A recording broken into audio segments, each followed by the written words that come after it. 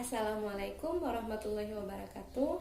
Bismillahirrahmanirrahim. Alhamdulillahirrahmanirrahim. Allahumma salli ala Sayyidina Muhammad wa ala ali Sayyidina Muhammad. Alhamdulillah, kita bertemu kembali dengan pembelajaran yang sama, pembelajaran ekonomi. Nah, di kelas 12 ini nantinya kita hanya akan membahas tentang akuntansi pada perusahaan jasa dan pada perusahaan dagang. Karena istilah akuntansi ini sangat asing di telinga kita, mari kita simak sejarah adanya ilmu akuntansi di dunia dan perkembangannya di Indonesia. Sejarah perkembangan ilmu akuntansi. Pada pertengahan abad ke-14, para pedagang di Genoa, Italia, mencatat harta mereka saat berangkat dan akhir berlayar. Dari catatan tersebut, pedagang akan mengetahui laba atau rugi dari kegiatan perdagangan yang dilakukannya. Ilmu akuntansi pertama kali dikenalkan oleh Luca Pacioli pada tahun 1494. Luca Pacioli adalah seorang pakar matematika dari Italia, dan beliau sekarang dikenal sebagai Bapak Akuntansi. Catatan akuntansi awalnya digunakan seseorang untuk mencatat hartanya saja. Lama-kelamaan digunakan sebagai alat pertanggungjawaban seseorang dalam mengurus harta orang lain. Di Indonesia, pada mulanya akuntansi diterapkan pada masa penjajahan Belanda. Perusahaan Belanda yang beroperasi di Indonesia melakukan pembukuan untuk mencatat penerimaan dan pinjaman dana. Makin berkembangnya iptek, pencatatan mulai menerapkan sistem komputerisasi.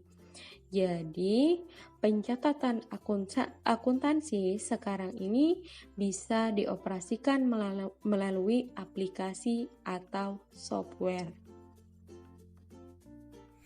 Sudah mendengarkan penjelasan Ustazah tadi tentang awal mula adanya ilmu akuntansi.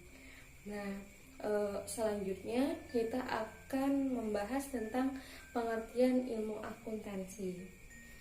Akuntansi secara umum diartikan proses mengidentifikasi, mengukur, mencatat, dan melaporkan informasi keuangan secara jelas yang dinyatakan dalam satuan uang. Secara umum, akuntansi ditandai dengan kegiatan pencatatan sampai pada pelaporan suatu informasi keuangan. Nah, jadi yang namanya akuntansi itu nanti ada pencatatan, terus pada akhirnya nanti ada pelaporan informasi keuangan baik suatu instansi maupun perusahaan. Nah, terus Ustazah, manfaatnya apa kita mempelajari ilmu akuntansi ini atau mahir akuntansi? Nah, yang pertama, kalau manfaatnya secara umum adalah memperoleh informasi keuangan suatu perusahaan yang akurat, sehingga pemakai informasi keuangan dapat mengambil keputusan dengan tepat sebagai alat pertanggungjawaban manajemen kepada pemilik perusahaan serta mengetahui kondisi keuangan perusahaan dari satu periode ke periode berikutnya. Nah, jadi manfaatnya tadi kita bisa mengetahui informasi keuangan suatu perusahaan atau instansi dengan tujuan nantinya untuk mengambil keputusan apa nih yang terbaik dengan kondisi keuangan perusahaan kita yang sekarang misalkan.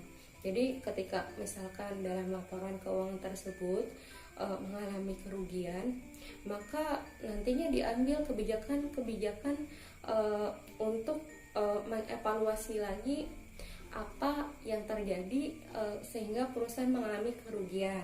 Nah, itu bisa kita evaluasi dengan melihat informasi keuangan atau catatan laporan keuangan suatu perusahaan. Nah, berikutnya yang memakai informasi ini siapa aja Ustazah?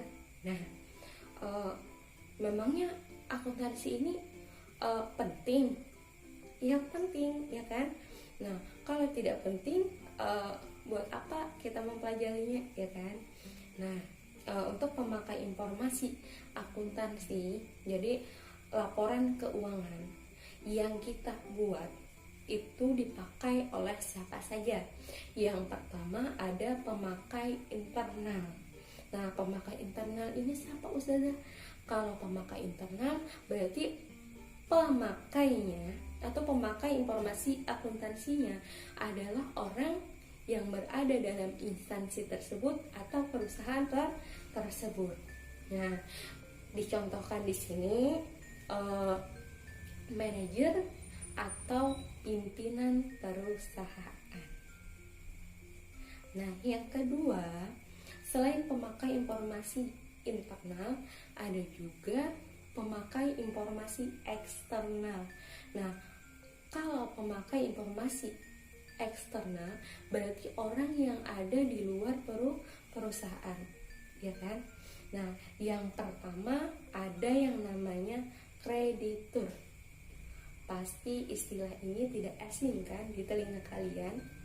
Nah, yang seperti apa? Terus Ustazah mau nanya dulu, kreditur itu siapa? Ya benar. Di sini Ustazah jelaskan ya. Yang namanya kreditur itu adalah pihak yang memberikan pinjaman. Nah, jadi pihak yang memberikan pinjaman itu adalah kreditur. Nah, next. Nah, terus kreditur itu mengapa menjadi pemakai informasi akuntansi? Apa sih manfaatnya bagi kreditur? Nah, manfaatnya bagi kreditur, informasi akuntansi tersebut untuk mengetahui kemampuan perusahaan membayar pinjaman serta bunga pinjaman. Nah, jadi ketika kreditur memberikan piutang nih, memberikan pinjaman kepada perusahaan, itu mereka perlu data keuangan perusahaan. Apakah perusahaannya baik-baik saja atau misalkan valid. Nah, nanti kalau misalkan ternyata perusahaannya bukan perusahaan yang selalu mengalami peningkatan keuntungan, maka nanti dikhawatirkan perusahaan tersebut mengalami yang namanya kredit macet. Jadi selalu menunggak untuk pembayaran cicilannya misalkan. Nah, yang kedua, selain kreditur yang menjadi pemakai informasi eksternal, itu ada pemerintah. Ustazah, apa hubungannya perusahaan itu dengan pemerintah? Sehingga pemerintah perlu data keuangan dari perusahaan. Nah, gunanya apa? Untuk memungut pajak dan untuk mengambil kebijakan terkait upah pekerja. Nah, kalau pemungutan pajak berarti nanti dilakukan oleh bagian perpajakan, tapi kalau kebijakan terkait upah pekerja itu biasanya dianalisis sama pihak ketenagakerjaan. Nah, berikutnya adalah calon investor. Nah, calon investor ini berarti orang yang akan menanamkan modal di perusahaan. Nah, mengapa perlu tahu? Karena nanti investor ini pengen tahu nih, ketika menanamkan modal di perusahaan ini kira-kira akan mendapatkan keuntungan atau tidak. Nah, karena banyak aja ketika kita menanamkan modal atau memberikan modal kepada pihak perusahaan, tapi ternyata keuntungannya hanya sedikit, bahkan tidak diterima sama sekali. Nah, berikutnya ada pemasok. Pemasok itu apa, Ustazah? Nah, kalau yang mudah dipahami itu istilahnya adalah supplier. Nah, orang yang menyuplai barang atau orang yang menyediakan stok barang di tempat kita. Nah, kenapa juga perlu tahu? Kalau misalkan ternyata kondisi keuangannya tidak sehat, atau misalkan ternyata penjualannya menurun misalkan, maka supplier kira-kira merugi atau untung? Nah, paling tidak barang yang di stokkannya kepada perusahaan tersebut itu misalkan tidak laku atau tidak terlalu banyak mendapatkan keuntungan. Nah, berikutnya adalah pemilik atau pemegang saham. Nah, apa bedanya Ustazah sama calon investor? Kalau calon investor itu adalah orang yang mau atau orang yang berencana menanamkan modal di perusahaan. Nah, tapi kalau pemegang saham atau investor itu adalah orang yang sudah menanamkan modal pada perusahaan tersebut. Ya, ngerti kan? Jadi misalkan perusahaan punya Ustazah, kalian misalkan ikut investasi atau ikut menanamkan modal di perusahaan Ustazah, itu berarti kalian adalah seorang investor. Nah, tetapi ketika Ustazah punya perusahaan, kalian baru berencana untuk menanamkan modal ke perusahaan Ustazah, itu berarti calon investor. Sudah bisa dipahami apa perbedaannya? Soalnya bisa ya. Nah, berikutnya adalah karyawan. Mengapa Ustazah karyawan ini penting untuk mendapatkan informasi keuangan perusahaan? Andaikan saja kita semua adalah seorang karyawan.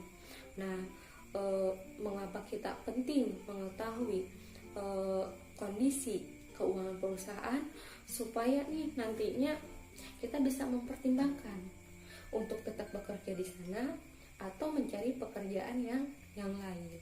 Masalahnya kalau kondisi keuangan pada perusahaan tersebut tidak sehat, maka ada kemungkinan nih, misalkan pekerjanya tidak mendapatkan gaji yang sesuai dengan hasil karyanya. Nah, yang terakhir, informasi akuntansi ini juga diperlukan oleh masyarakat. Nah, mengapa Ustazah masyarakat itu juga perlu tahu kondisi keuangan perusahaan? Ini bisa dikaitkan dengan misalkan nih kondisinya masyarakat tersebut belum mempunyai pekerjaan misalkan. Nah, kalau mau nantinya bekerja di tempat itu, kita harus tahu dulu, kita harus mengetahui dulu informasi keuangannya seperti apa, sehat atau tidak perusahaan tersebut. Kalau tidak sehat ya percuma saja misalkan.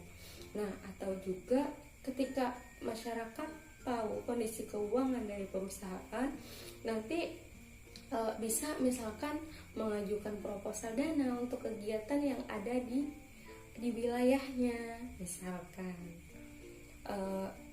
Sampai di sini insyaallah paham ya. Terus insyaallah ingat ya, siapa-siapa saja pemakai internal, siapa saja yang menjadi pemakai eksternal informasi akuntansi yang kita buat pada sebuah perusahaan.